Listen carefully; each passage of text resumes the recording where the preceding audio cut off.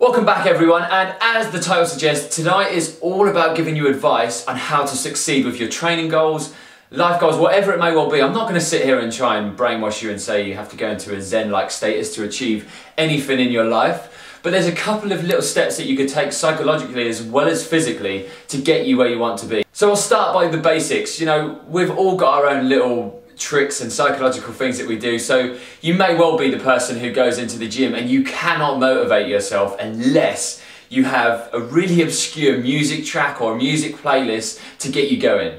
You've been hit by a smooth criminal. Or if you're not that person, or even if you are, you may also be the person that has to strategically plan out every single session like a week in advance before you get there. So they're the little steps that we take while we're in the gym. But what I'm talking about is the thought process before you train, the recovery process, the way in which that you approach everything you do mentally as well as physically. So the classic old age expression, which is absolutely brilliant. Are you a person who's a glass half full or a glass half empty person? You know, which side of the fence do you sit on?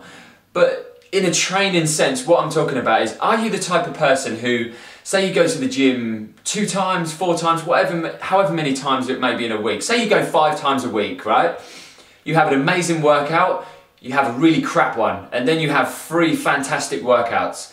Are you the type of person who gets to the end of the week and goes, God, I had a good week's training, it's been massive, you know, smashed it? Or are you the type of person who gets to the end of those 5 sessions and goes, that session really annoyed me, had a really bad week?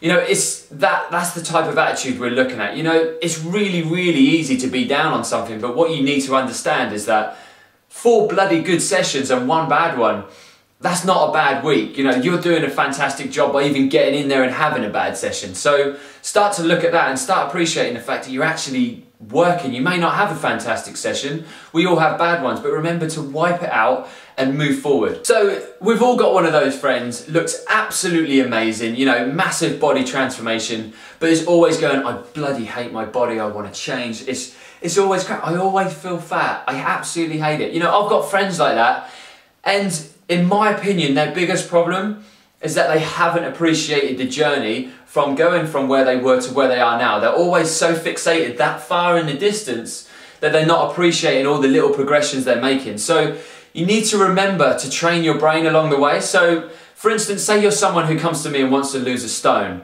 I say to you, every pound is a milestone. But how many of you will set your goal of a stone and in 6 to 8 weeks time when you achieve it, you're like, brilliant, and that's the first time that you feel happy about everything that you've done. Think about all the sweat, all the hours in the gym, the fact that you may have even joined a gym. Every single pound along that journey of a stone is so important to appreciate. If you don't, you're just going to get into an endless cycle of wanting more and wanting more and wanting more. Remember to assess before you move on. One thing that I have to hand all of my thanks to, and that's a book. I haven't got it because my partner's actually, Carly Rowena on here, you should check her out, she's pretty hot. She's actually passed it on to one of her clients at the moment to help her. And it's a book, I'm going to try and get it to ping up there because I've only got a picture at the moment. And it's called The Secret by Rhonda Byron. It is amazing. It's all about, you know, it goes a little bit too deep, but basically what it's all about is a positive mental attitude goes a very, very long way. I used to be a very negative person. I used to get caught up in those circles of negativity all the time. Read this book, within 2 chapters, I'd already felt myself changing. It made so much sense. Phenomenal book, I highly recommend it. I'll put a link to it underneath in Amazon if you do want to check it out. So my final point, and I also have to dedicate this whole thing to a good friend of mine, Steve Nash from the Strength Academy. You may have seen us communicating quite a lot. He's one of the most mentally strong people I think I've ever met in my life. Phenomenal, and I'm not much of a story man, but I'm going to try and give this a good go. So I appreciate, Steve, you're much better at telling me this and telling everyone else this than what I am. But it was a little story that honestly put everything into perspective and made me realise like, that is so many people that I know. And sometimes when you can kind of separate it and look at it from an outsider perspective, it's a little bit easier to figure it out and assess yourself. So, my best shot. I should have my reading glasses on or something like that now. 2 monks walking alongside a riverbed which is flooded, and they come across this woman, the other side of the riverbed, she's shouting out for help, you know, I need to get across, can you help me, blah, blah, blah, it's flooding. And one monk says to the other monk, we must ignore her, we must carry on walking, we can't help her, we can't touch women, we can't associate ourselves with women, we must go. And by the time this first monk had said that, the second monk had taken all of his clothes off, walked across the riverbed, picked this woman up and was already walking back with her on his shoulders, so it was already too late. He brings her all the way over, this other one standing there going, oh my God, you know, what's going on? He puts her down, she thanks him, goes on her way, he puts his stuff on, he's like, right, shall we go? This monk's like, well, yeah, you know, let's crack on. So they carry on walking, get 2 miles down this bank, and number 2 goes, are you all right? You haven't said anything since we're back there. So no, I'm absolutely fine. Let's just go. Carries on. You can clearly tell that he's troubled, and it carries on for another 2 miles. So by this point, you know, 4 miles, maybe 3 hours down, he turns around and goes, look, stop. Tell me what's wrong, and we can sort it out and we can move on.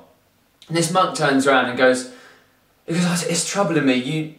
You're not allowed to touch women. We're not allowed to pick women up. But you touched her, you picked her up, and you moved her. And this is the golden nugget of information. The second monk said, yes, I did pick her up. Yes, I did walk her across the river. The difference being, with me and you, I put her down 3 hours ago, and you're still carrying her.